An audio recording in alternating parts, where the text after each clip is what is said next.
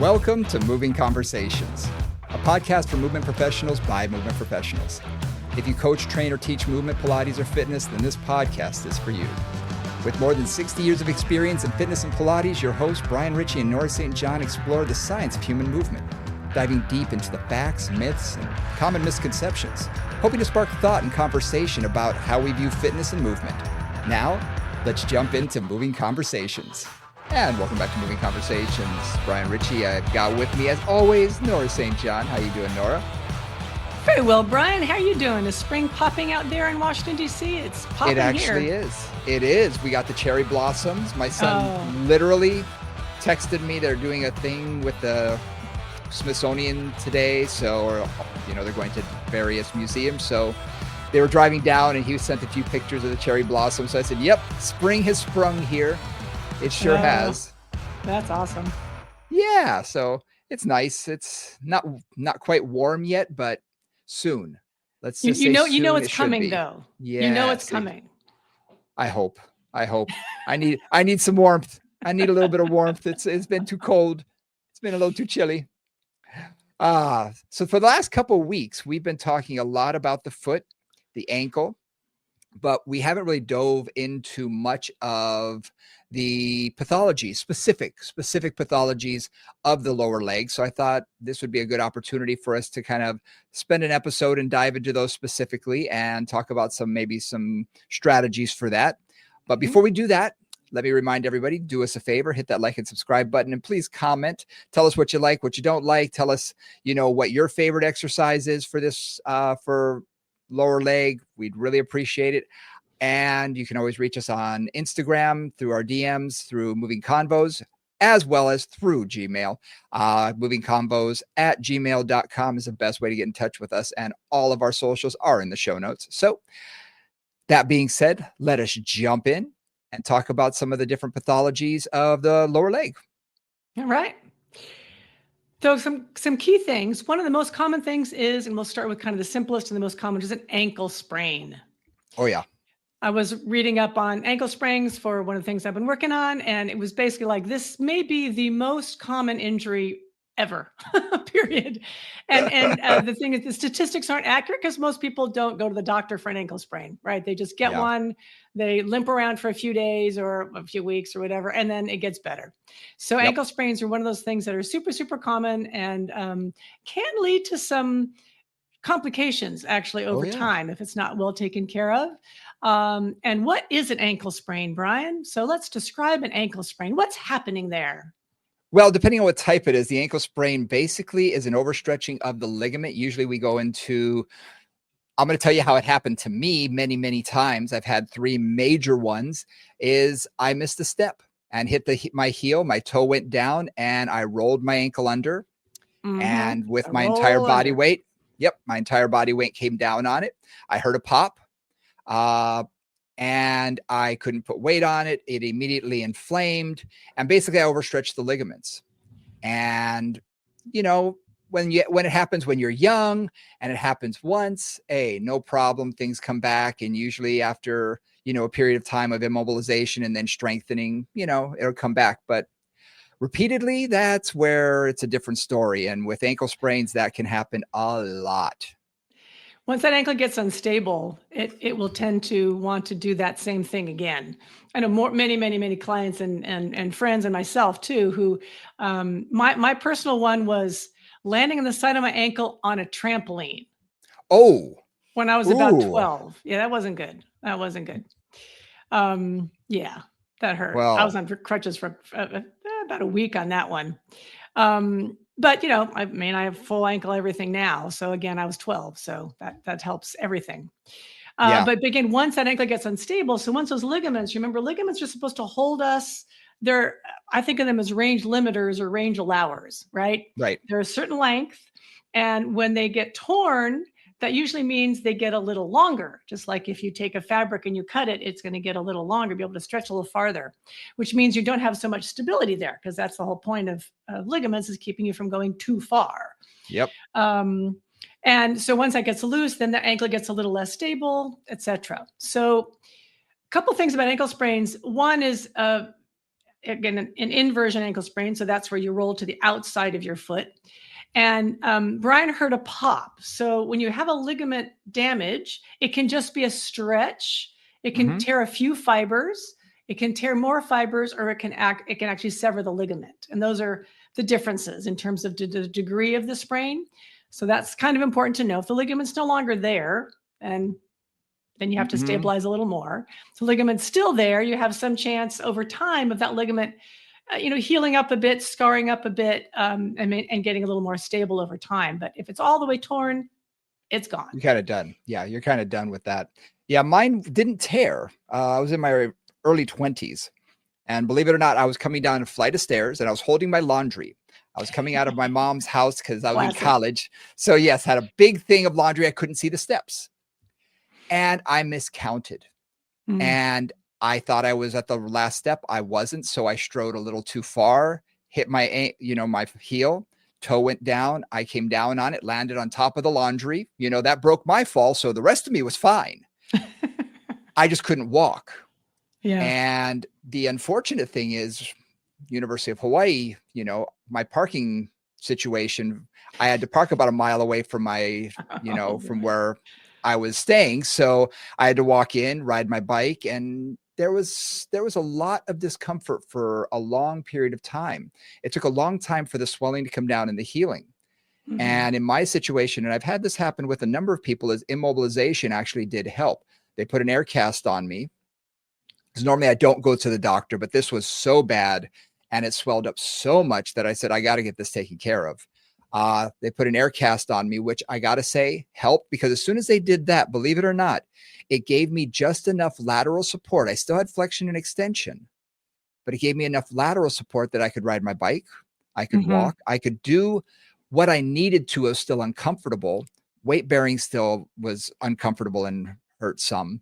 But it wasn't the same. If I took that off and tried to take a step, the instability made it hurt way more. So for me, just getting it to be stable for a period of time with the air cast made all the difference in the world. I got to tell you. With that amount of instability, I'm surprised there wasn't a ligament tear. They did remember this was a few years ago. So, they didn't do an MRI. He did a typical thing after an ankle sprain is there's a drawer test that you can do, much like the knee, where you stabilize the foot and you actually try and anteriorly move or try and move the ankle. Slide the tibia back and forth. Yeah. And I had no significant slack at that point. So I was surprised too, because I swear I heard a pop, but again, internally through my like cracking a knuckle and things like that. Who knows how loud it was audibly to anyone around me, but it sounded loud to me, landing on it. But yeah, and I was probably 270 pounds at the time, 260. So I was that was a lot of weight coming down on it. I was kind of surprised it didn't tear too. And the doctor was, and he said, no, everything seems to be intact. But again, maybe an MRI should have been done. Who knows? Second guessing now. Who knows? And does it really matter? Like, they're not going to do surgery. So, it's going to heal the way it heals. So I'm not sure that necessarily matters, but it just, that kind of instability usually especially instability seems to be the problem as opposed to just swelling. Because for most people, or for a lot of my clients, it just swells up, and the swelling produces pain. For one thing, the instability does too. The damage does to some extent. A lot of it, just like the ankle can swell up like a basketball. And just be really, really tender and full of liquid. And there's not a lot of space in there for that liquid to go. So it tends to create a lot of pressure and discomfort. And also, we have to keep in mind, there are different grades of sprain. So we can have everything from a very mild sprain to grade 1 sprain, which literally you turn your ankle under, you've got some mild swelling for a week or so. You feel it bothers you to walk on it. But after a week or so, you've kind of forgotten about it and you move on, and things generally go back to the way they were. Grade 2, grade 3, those are a little bit more. So in my case, there's a lot of weight coming down. Maybe I overstretched the ligament to such a significant degree that it led to more of that instability. But it was definitely not a grade 1. This took probably 6 or 8 weeks to fully heal. Yeah, that's it was a long time. Yeah. So again, it just what it was. What's funny? I had the exact same thing happen about a year and a half later, coming down the same staircase, not paying attention. It was the staircase outside the house. I rolled my ankle under and I landed the same way. And I said, you've got to be kidding me. And sure enough, luckily I had the air cast, so I knew what to do. I put that back on and went about my business. And that one healed a little bit faster, probably 4 weeks instead of 6 or 8. It healed a little bit faster. So maybe it wasn't as extensive. I don't know. But I can tell you this. I've had 3 major ones because I had another one 10 years after that. Now I fail the drawer test every time. I have significant instability still in that ankle. And you've seen my calves. I've got cows. I've got 18-inch calves. That's genetics. So I have a lot of strength there, which gives me enough support, enough stability. But I do fail the drawer test on that side. And it's pretty significant when you see how much travel that actually has. And if I wasn't as strong as I am, I'd probably have a lot more instability. Right. I feel a lot more instability in the ankle. Yeah. So that's one version. One thing I want to bring up here is sometimes what happens is that the one of the peroneal tendons, which attaches to the tuberosity of the 5th metatarsal, a little bone that sticks off the back of your basically 5th metatarsal, your little toe bone, can actually fracture, can avulsion fracture pop off of the bone. And the challenge with that is 2 things. One, it's just a little more serious. That definitely takes longer to heal for sure. They don't usually repair that. They usually just kind of let things heal the way they do. But you'll have more pain. And if they take an x-ray right after you've had the injury, oftentimes there's enough swelling that they don't see it. Yeah. So that one of the challenges with that is, like, if you got a client like Brian who really isn't getting better after an ankle sprain, because they typically have a pretty steady improvement. I mean, even if it takes some time, like every week will definitely make progress, if not like, just go away. So if that doesn't happen, and then you may want to just say, hey, to your client, go check that out. I wonder if there's a fracture going on in there that wasn't diagnosed. Or maybe they even haven't had an x-ray, like a lot of people don't. They just sprain their ankle and wonder why it's still bothering them kind of a lot 3 weeks later. And if you're the person dealing with them, say, hey, go check it out. I think there may be something else going on there that you should get a look at. Yeah. I do wonder what percentage of people don't seek medical attention, because it's got to be very, very high. It's huge. Yeah. I mean, the estimates are, again, this is estimates, because they don't know if they're not gathering data, they don't know what data they're not gathering, right? To be simple. But they sort of estimate that roughly 20 to 25% of ankle sprains are actually seen by a medical professional, and probably 75% aren't. Yeah. And that was rough. Who knows, really? Because who knows? But that was kind of the estimate that they were going on, I think. And I can attest, the first time I went in, the next 2 times I didn't go. I had my air cast still. So I just said, okay, I got to wear this for a period of time. I got to go back to strengthening. I never went in. So again, I would have been one of those people that didn't. And there's a lot of them. I can't tell you how many clients I've had come in and said, yeah, I turned my ankle in the garden, or playing pickleball or whatever, lateral movement that's, uncontrolled.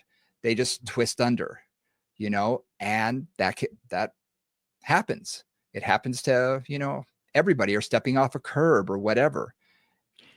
I think I sprained mine 6 or 7 times. And I think I went to the doctor once, which was that first one, when I was on the trampoline and I was 12 and my mom was worried.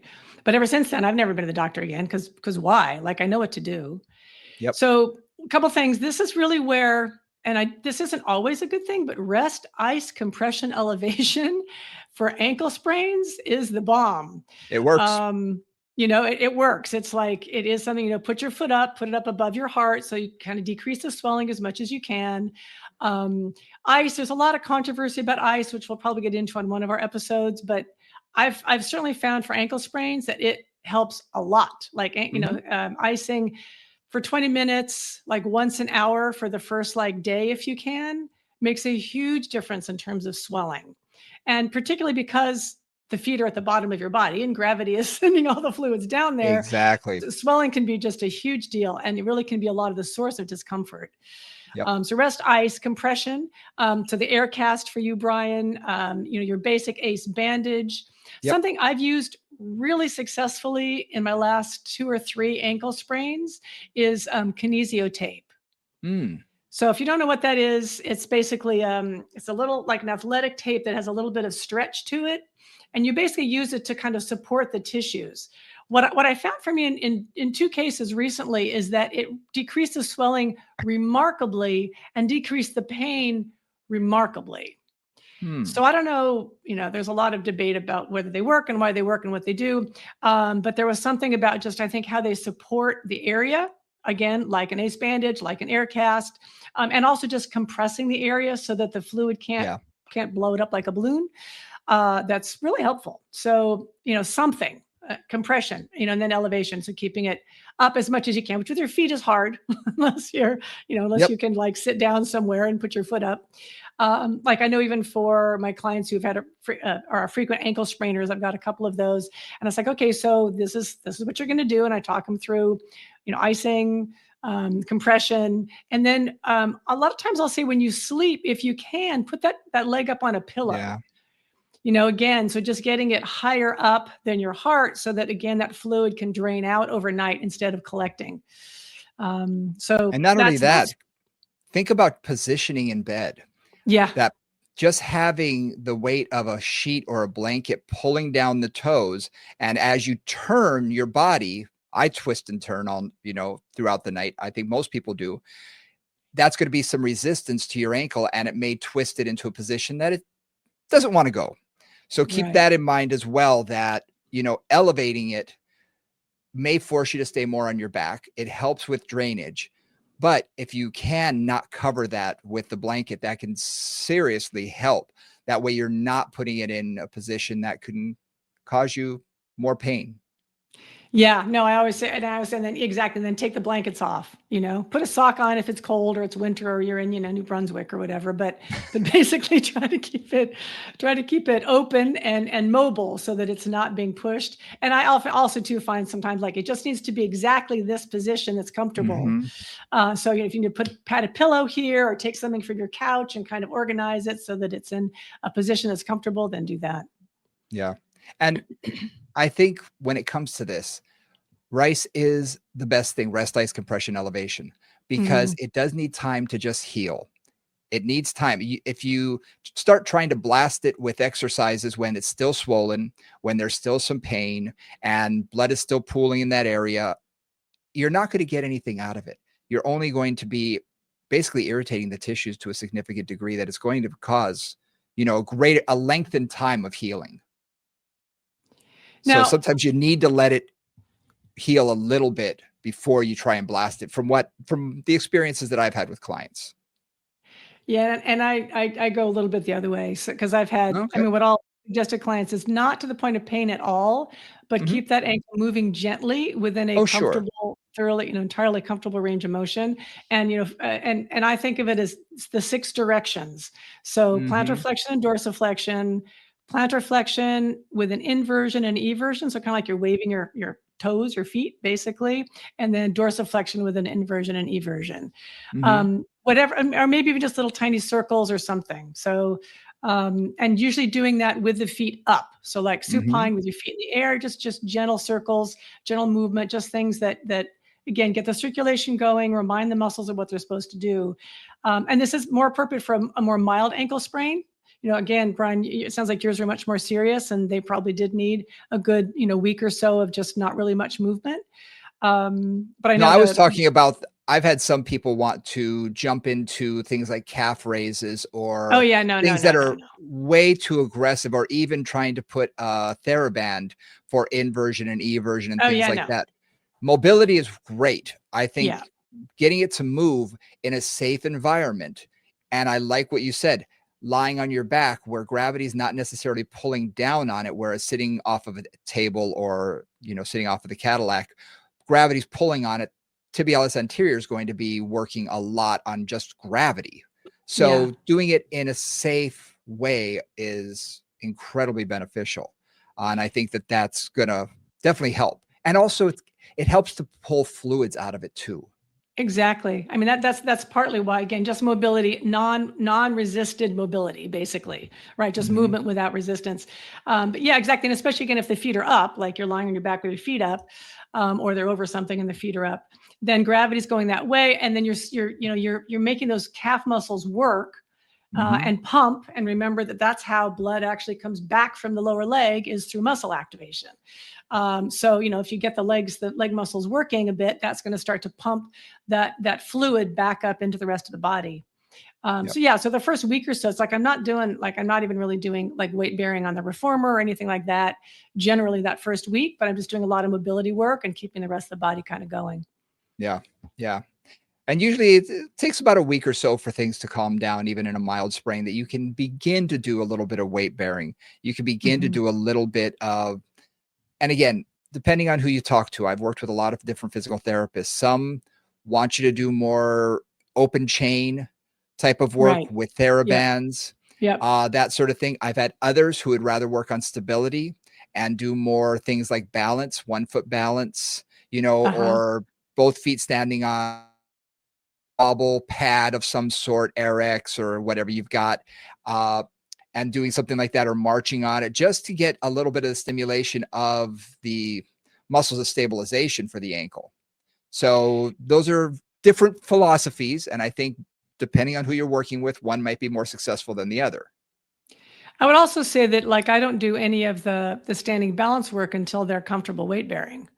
Like Yeah. really Oh. comfortable weight bearing, right? So then my first thing is always just mobility, maybe Mhm. some open chain strengthening with a TheraBand, or even without a TheraBand, just going through the movements and then adding a TheraBand if that's appropriate. Then once that's all comfortable, the swelling is a little bit down, and they're able to walk relatively comfortably, like maybe Mhm. not perfect range of motion yet, but they're pretty comfortable in weight bearing and they can walk and stuff. Then I'll start to do some of the balance work and some of the more stability work. But regaining that stability in the lateral ankle, and we're assuming this is a rollover ankle sprain, which most of them are. Yeah. That's the critical thing, and that's something where my clients who didn't do that after a previous ankle sprain, that's where we run into trouble, because Mhm. they didn't take the opportunity to regain that lateral stability, and then the likelihood of them rolling over again just increases because that ankle is less stable in that particular position. So particularly if I've got somebody who is doing any kind of running, cutting sport, or all my dancers, like I kind of work on peroneal strength like mad, Oh, yes. at the appropriate point to get that super strong to allow those muscles to compensate for the lack of the ligamentous support and stability. I also want to go back a little bit and reemphasize the mobility aspect, because the other thing that I've found with this, and we're going to talk about Achilles tendon in a few minutes, is if things begin to scar up and you're Mhm. not working on mobility, you can actually begin to reduce the amount of range of motion that the ankle has naturally. The body wants Exactly. to stabilize. So it's going to say, no problem. I'm going to hunker down and I'm going to put as much scar tissue here as possible. So you can't do this to me again. Yep. And so it's going to really want to hold you in place. And if scar tissue begins laying down, it becomes much more difficult down the road to regain that. And again, Yeah. working with physical therapists, a lot of times they'll start doing some body work and some things to make sure that the scar tissue isn't forming. And they'll have me work with a lot of the mobility stuff, just having them work in all the different ranges of motion. Because the other thing too is a scarred up tendon may be stronger, but may be more brittle than a Mhm. non-scarred up ligament. Sorry, ligament. Right, and that's just something to think about. It's like if you're getting a whole bunch of scar tissue on there, that can also make it more likely that the next time you sprain your ankle, which again can happen, Mhm. you may then be really tearing it where somewhere where you've got a lot of lumpy scar tissue and then the ligament. So you can actually get a worse tear sometimes if you really don't let that scar tissue form in an appropriate way to create a little bit of the mobility that you need. And you can Yeah. really, and once you lose some mobility in that ankle, it can be tricky. It's really hard to regain that. Things will get really blocked up in there.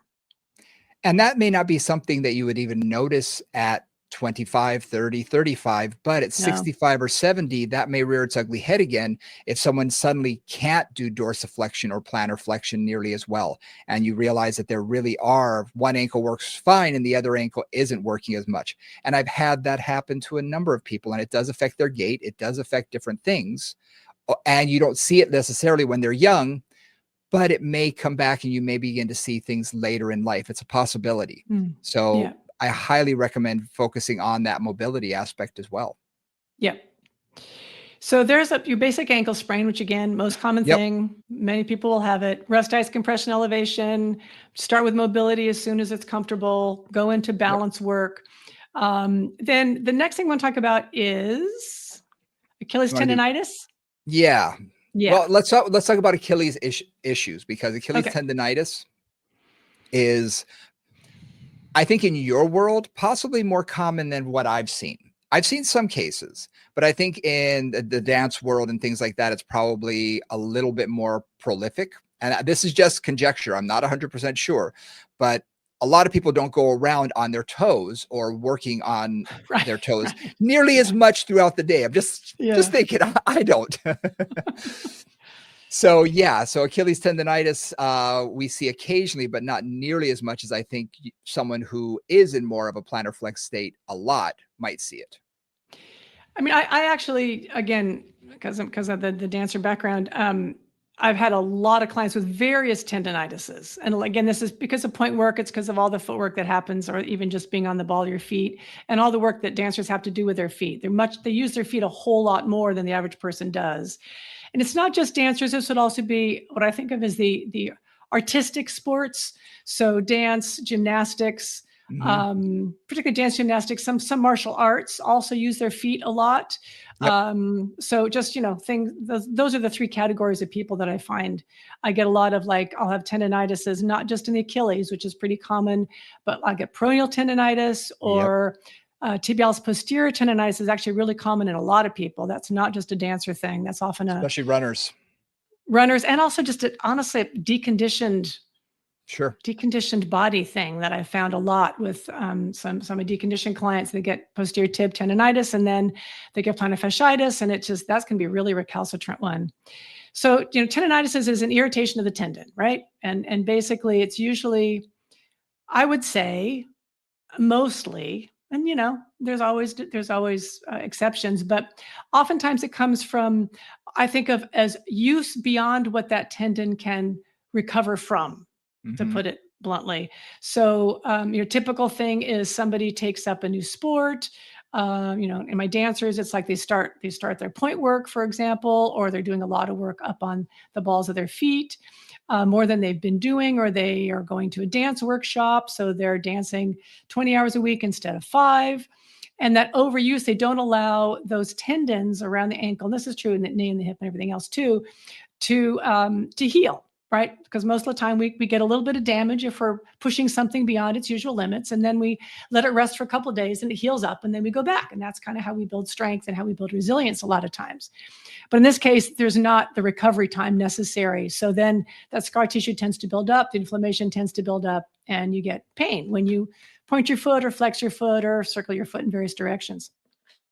And for me, the key thing there is typically, so two things that I always think about with tendinitis, and particularly Achilles tendinitis, is I usually find that mobility is the first thing, that if I can get the muscles moving more, and I can get the range of motion increased, that alone will often decrease the discomfort. I also find that tendinitis often goes with a lack of appropriate mobility in the area. So, gentle calf stretches, rolling out. This is where myofascial release is great. Doing rolling work, releasing the calf both, again, manually or with roller work, and then some gentle stretches, some gentle mobility work are all really, really helpful. And then once kind of the range of motion is reestablished, which usually means they don't hurt as much in as deep a, let's say, plantar flexion or dorsiflexion as they used to, then I start to work on strengthening, because first I got to get the mobility working, and then I just strengthen like mad to get them to be able to endure and recover from whatever their goal is, wherever they're trying to head. So I got to get that strong enough to be able to tolerate whatever craziness they're doing to it. And keep in mind that with any of these ankle or foot tendinitises, any weight bearing, walking, all of it is going to cause some discomfort. So just keep that in mind that they may be limping for a little while. They may find it very uncomfortable. And it's something that they do need to rest. They do need to make sure that things do calm down, which is why mobility Mhm. work is great at the beginning, that you can really, almost go to town on that within their comfort zone, wherever their range of motion is relatively comfortably. But just keep that in mind that as soon as you put them into a weight bearing position, and we have to walk, we're not going to be, not many Right. of us, zoom around in wheelchairs all day long. So we kind of have to walk. And so, unlike the arm where you can sort of avoid using it or the shoulder, with the foot, it's in use a lot more during the day. So just understand that it may take a little bit longer to heal because it's being used more often. It's being Mhm. sort of, you're poking the bear every time, you try and walk quickly to the car or, carry something in or whatever. So just keep that in mind. It may take a little bit more time than something like an, shoulder tendonitis or something where you can, avoid putting weight on it if you wanted to. Right. And with all the tendinitis, again, it's mobility first and then strength. And one of the things that I see with every ankle issue that I ever work with is that most of the training that we do in Pilates or in personal training is designed for plantar flexion and dorsiflexion of the ankle. Again, unless you specifically do things that address the Yep. lateral and medial strength of the ankle, most of us don't. Like we get it implicitly and just trying to raise the foot up onto a plantar flexion and keeping the ankle balance. That gets some of the Yep. medial lateral strength going, but we don't address it directly for the most part, unless we're really Yep. specifically working on foot stuff.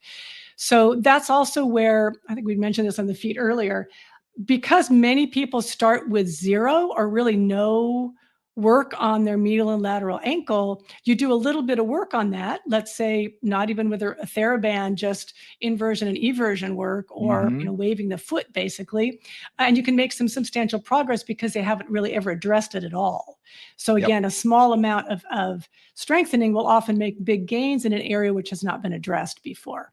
So with the Yeah. ankle, I want to work on plantar flexion, dorsiflexion for sure, but I also really want to work on medial and lateral strength is kind of the things that I find make the biggest difference and keep somebody from having ankle sprains again or decrease the likelihood of recurring tendonitis and irritation.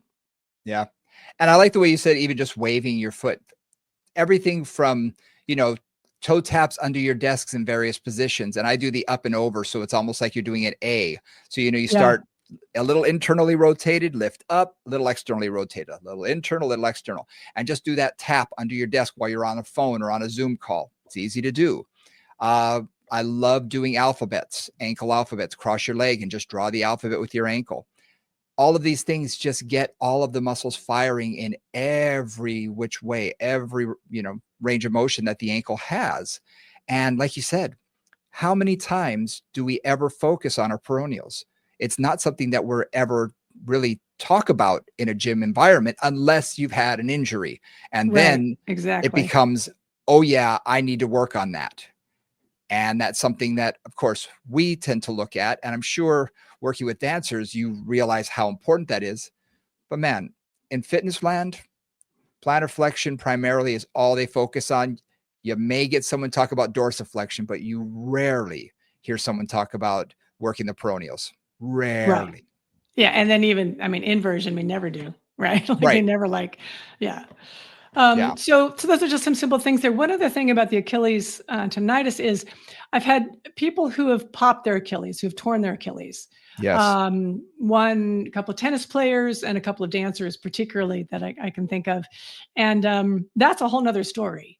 Mm-hmm. Um, the funny thing was they could still actually move their ankle because it's Mm-hmm. not just the Achilles that does plantar flexion. There's a lot of assistance there, the deeper muscles, the toe flexors, and the peroneals, and things like that. But man, that was a tough one. And the hardest thing about that was most of them got it. All the ones that I worked with were surgically repaired, and sometimes they do, Mm-hmm. sometimes they don't. But getting full range of motion back, that was the challenge. And one Yeah. of them was a dancer who never really did. I mean, she really couldn't get her heel down even in standing, like her heel was always a little bit light on that injured side, which is a challenge. In a dancer, like you kind of got to get full range of motion in your ankle back. Yep. So that's just a more serious situation. And certainly that should be managed by the surgeon and the PT first. And then you're going to come into play when it's appropriate for, that client and when they've been cleared by their medical professional. This is I find this an interesting area. In the surgery, they actually will take the tendon, if it's a fairly clean tear, and they're just going to overlap it, suture it together. So they're literally shortening that tendon, which is why you see such a decrease in range of motion. Yeah. So, and depending on how it's like, if it's a mop handle sort of thing where they're just these little spaghetti strands, it's very challenging, because how much do you overlap it not to affect the range of motion too significantly? And then after the surgery, this is one area where they actually want scar tissue. They want that area to thicken up. You don't want to remove that scar tissue. You want it. Because that area will then, once that scar tissue is laid down after the surgery, it is stronger than it was before. It is going to be a very strong area. Get there, and then you got to work on mobility, and that's the challenge. That is always once scar tissue is formed, it's like, okay. I mean, you can do a lot of manual stuff on it. This is where I've worked with one gal I remember who had an Achilles tear, not a full rupture, but a significant Achilles tear. And basically what we worked on, and again, this is because I'm also a manual therapist and have other skills, but basically I would like go after that scar. This was a couple of years after the injury. I would go after that scar tissue, just like kind of friction massage with my thumb, kind of intently, cross fiber. And then we would work it. And then we would really do plantar flexion, dorsiflexion with some resistance on the reformer in terms of footwork, and also on the tower in terms of the footwork on the tower. And then, and she did that. We did it about 3 times a week for 4 to 6 weeks. Where, again, the friction massage isn't like 5 minutes. It wasn't a full, therapeutic session. And I'd work on her calf a bit, and then a lot of friction massage on that Achilles.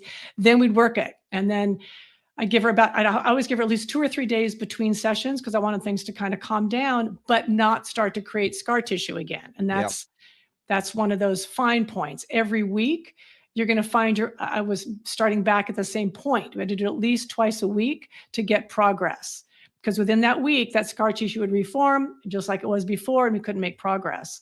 And after about 6 weeks, she had pretty much her full range of motion back. That's great. So that was, and I've done that too with things like hamstring tendinosis, up at the sit bone, where we just work on it. And then you do that every 2 or 3 times a week for 4 to 6 weeks.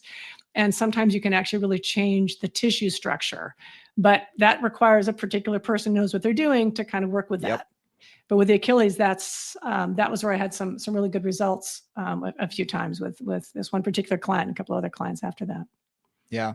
And again, we both have training in body work. Not everybody does. So if it's beyond your scope of practice, definitely seek someone out who can do this. Refer out, because if you don't know what you're doing, this is not some area to just let me try this. No. That is not your job and not your responsibility. So I always say a good physical therapist, a good manual therapist are great people to have in your back pocket where you can refer at any time. It's great to be able to have that referral source. Absolutely. Yeah. And I do find with both tendinitis and the Achilles tendon rupture that starting them out relatively light at first.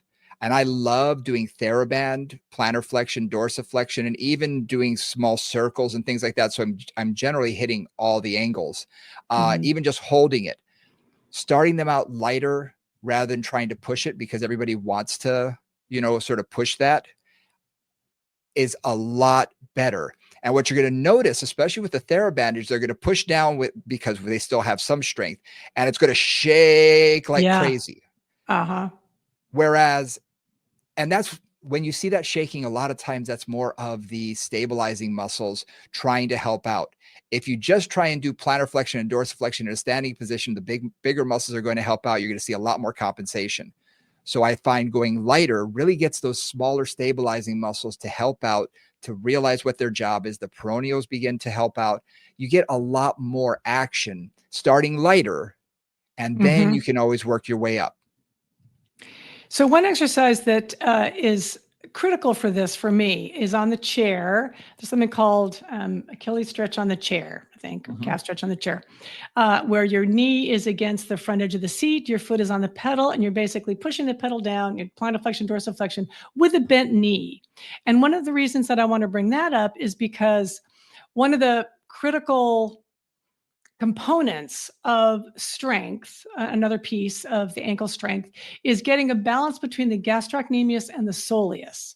Remember, both the gastroc is a 2-joint muscle, covers the ankle and the back of the knee, and it's the superficial calf muscle, but it's attached to the soleus, which is just a 1-joint muscle deeper to the gastroc. Both of them come down through the same tendon, the Achilles tendon, onto the calcaneus, onto the heel bone. So, one of the things that the soleus does specifically is it is our decelerator. And so if you think about running, if you think about walking, if you think about jumping, the eccentric phase of the soleus is what slows down that heel drop. Let's say we're running, right? That drop down, whether you touch the ground or not, depending on your running style, right? But it's the eccentric phase of the soleus that really cushions our landing.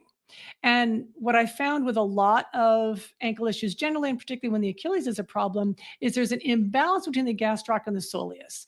And in my experience, the soleus is often incredibly weak. Yes. So Brian is talking about that shake, shake, shake. I find like on that chair exercise that particularly happens on the eccentric phase for the soleus. So they can push down just fine, but it's releasing that you get the judders coming up. And so working for me, that eccentric phase of the soleus, I know it's getting a little technical. And I'll do that for clients who are comfortable weight bearing just by having them stand up, hold on to a kitchen counter or a table or whatever, or the wall, whatever, bend their knees. They come into kind of like a little semi squat and then just raise and lower the heels, keeping their knees bent. And that's a double leg weight bearing version of getting the soleus going. And I don't care about the up, I care about the down. So it's like lift the heels up and I'll go like 1, 2, and then 1, 2, 3, 4, 5 heels down, lift up. Because that's the quick part. They usually have the gastroc strengths or the strengths to plantar flex, and then slowly we're lower to that eccentric phase. Yeah. And that's a really nice way to start to balance out the gastroc and the soleus, which I find is also useful for plantar fasciitis, which is, I think, our next topic. That's our next topic. Yeah.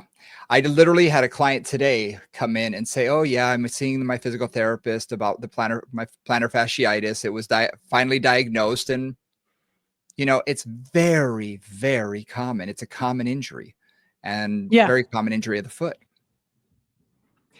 So plantar fasciitis, I think we've done a session on this earlier. So you're always welcome to go back and see what we said last time we talked about this. Check out the archives. So plantar fasciitis is an inflammation of the bottom of the foot, essentially the plantar fascia. And it can be caused by so many things and can occur for so many reasons. So going through a few of those for me. Brian probably has some of his own. My experience has been two things. Very common in people have a very high arch and a very stiff foot. Yep. And so for those clients, especially if, and I've seen this happen so many times that this is my first answer for people, is if they have stopped, if their footwear has stopped being supportive. All right. So let's say there's one particular tennis shoe that feels really good for them.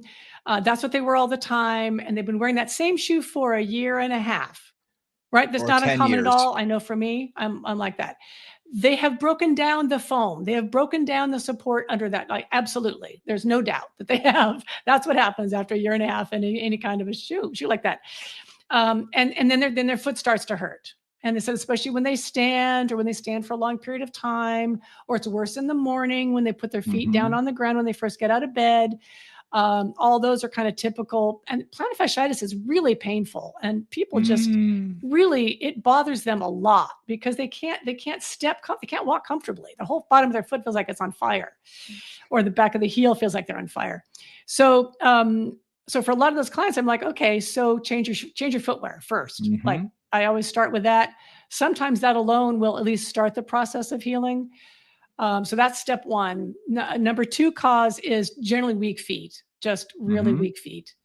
Again, thinking about a similar client, another client, like they had those toes we kind of call, hammer toes or mallet toes, where basically those knuckles pop up on the toes, and it's like their toes are kind of like a little claw. And that for me is a sure sign that the whole bottom of their foot is not very strong. Yep. Because in fact, like they're tight, but they're not strong underneath the bottom of their foot. So in that case, their arch is weak, their feet are weak, there isn't the strength. And so the plantar fascia is kind of taking that up. One last thing is somebody who changes what they're doing. So somebody decides to start changing their running pattern. Somebody says, hey, never let your heels down on running, or just do toe running. And they start to take that up with a vengeance, which runners do. And so then they're putting different forces through that foot than, again, it's used to. And that can start to irritate it as well.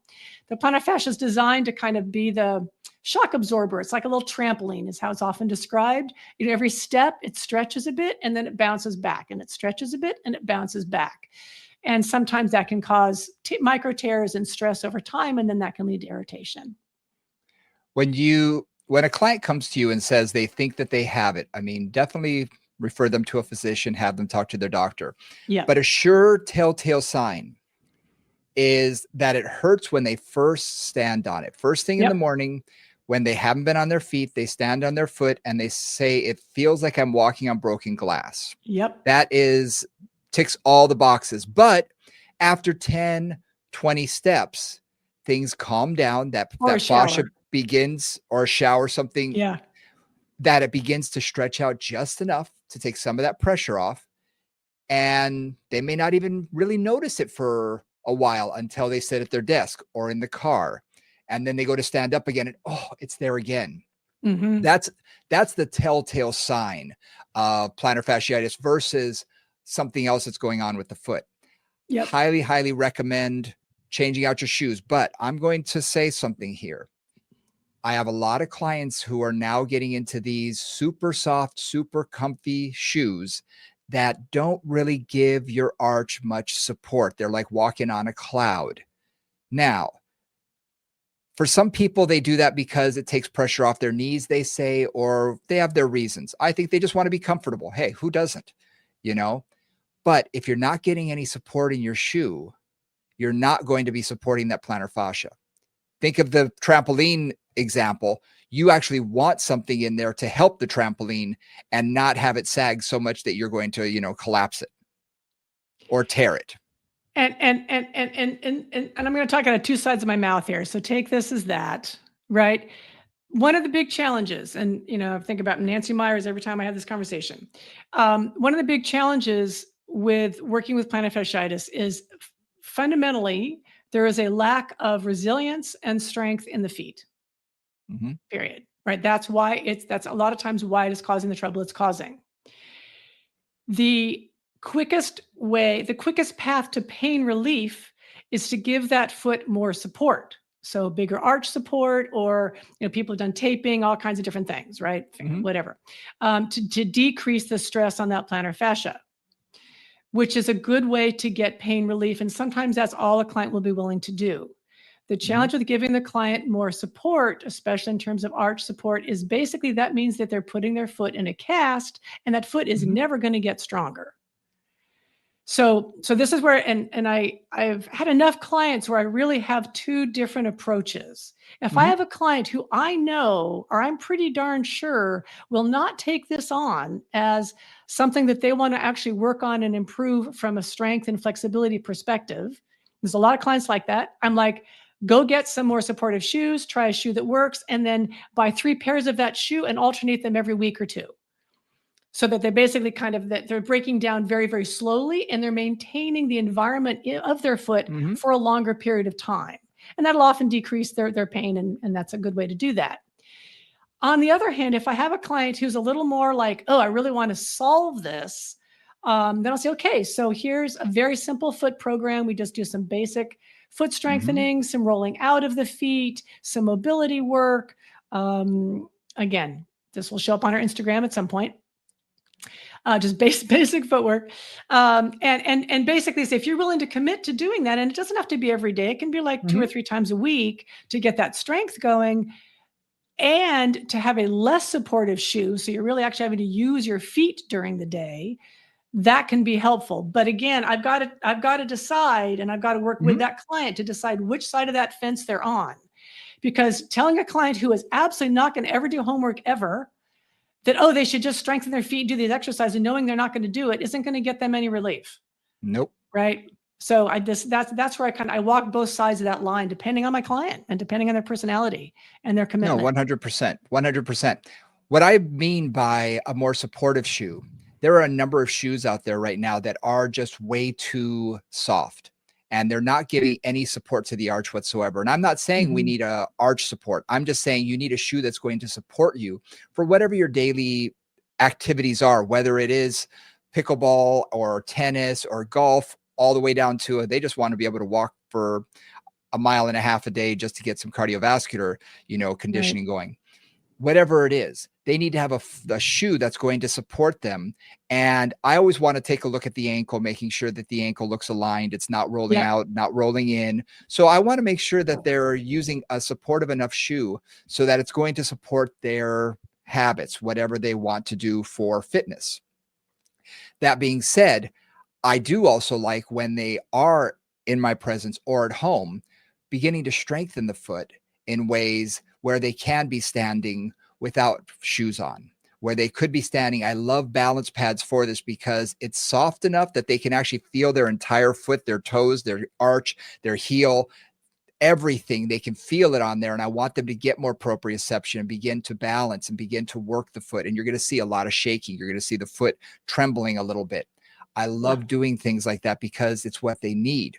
Now, I will say, for me, the secret sauce for plantar fasciitis, I'm going to say two things. One, we had talked an episode ago or 2 episodes ago about the windlass mechanism, where the Mhm. plantar fascia goes up under the toes. And so every time you bend the toes back, you basically pull the toes back towards your knee, you're going to tighten out that fascia. Yep. Well, I find that just sitting cross my legs, pull that toe back. So I'm really stretching out that windlass mechanism and just Ah, hold that begins the stretching enough for these people that they nice. get that, okay, this is tolerable. It's not something that's going to be their whole body weight. It's just beginning that. And sometimes I'll say, use your thumb and, stroke the bottom of your foot, the arch, as whatever you can tolerate is fine. Then when I begin to stretch them where I have a calf board, I prefer a calf board. I'm not a big fan of just dropping a heel off of a Yeah, step. I'm with you. I like having the whole foot planted on something. So, and there's tons Mhm. of calf boards out there. You can look and find the one you like. But what I'll do is I will try and get their toe and see if I can dorsiflex their toe on the front side of that calf board so that they're stretching out the bottom of the foot and the toes are a little bit dorsiflex or a little bit pulled back toward the knee. They're extended. That I find is the secret sauce. And within a couple of weeks, they find that things have stretched out significantly and that they're a lot more comfortable when they're moving. Now, this is for someone who doesn't have an active tear in the fascia, that it's not Yeah. so torn that they obviously need the rest. This is someone who's doing the rehabilitation portion.